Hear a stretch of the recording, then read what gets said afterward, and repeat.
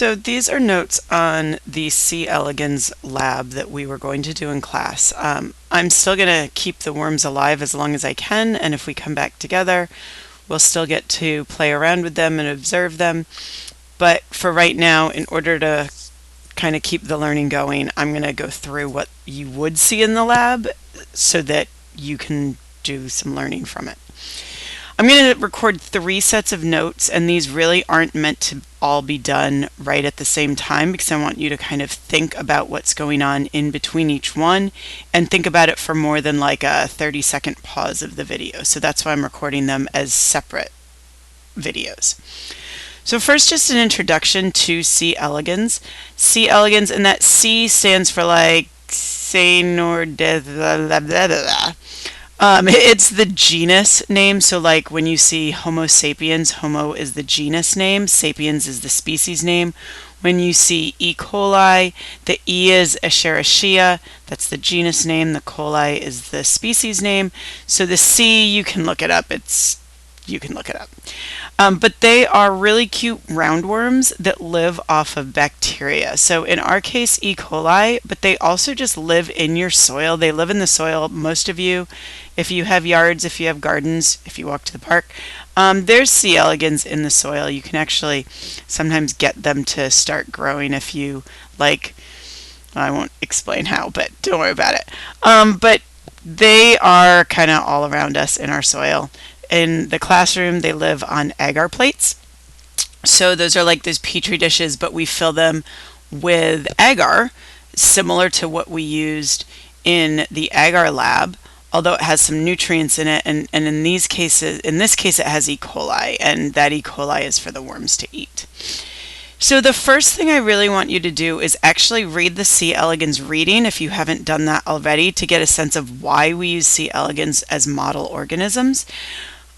Similar to using the mealworms in the animals unit or using the bread mold in the decomposers unit, we're using C. elegans as a model organism, meaning we're going to extrapolate from what we learn from them to all organisms.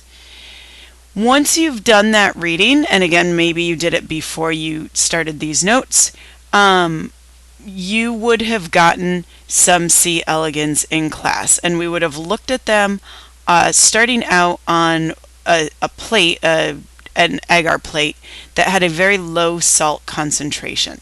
So what we're looking at is a change in environment from low salt concentration to high salt concentration. But the first thing I want to do is show you a little video of what they would look like just hanging out in their low salt environment. So this is what these guys look like. These are some videos from UW where we got the worms. Luckily they have videos online. I tried to get a microscopic recorder from school, but now I'm not allowed in school. So you can see they're just kind of squiggling around there. That's them in the E. coli eating it.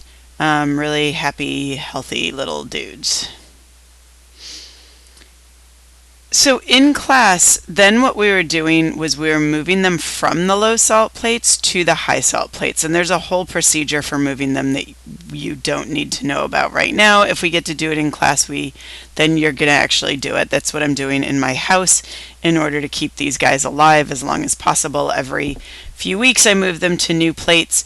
All staying on low salt plates, but move them to new plates so that they have more food if they've eaten up their food.